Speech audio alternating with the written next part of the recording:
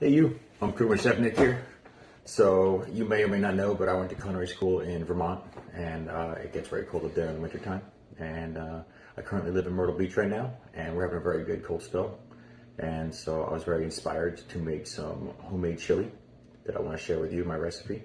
I just remember being in Vermont in the wintertime and going to a certain brewery up there and having a nice hot bowl of chili with a cold Scotch ale, and it's very nostalgic for me, to say the least. So I'm gonna just dive into this chili here, and can't wait to show you the recipe.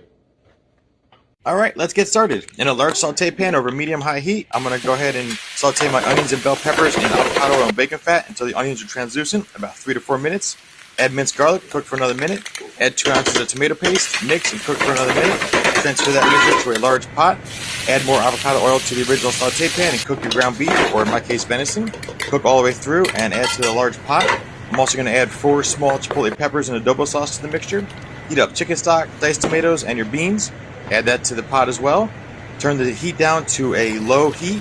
Cook for 30 to 45 minutes. This is where I'm going to add my salt, my pepper, 6 more ounces of tomato paste, and my 9 dried herbs and spices. Cook until the consistency that you like. And there you go. Garnish with sour cream, green onions, cheddar cheese, and tortilla chips.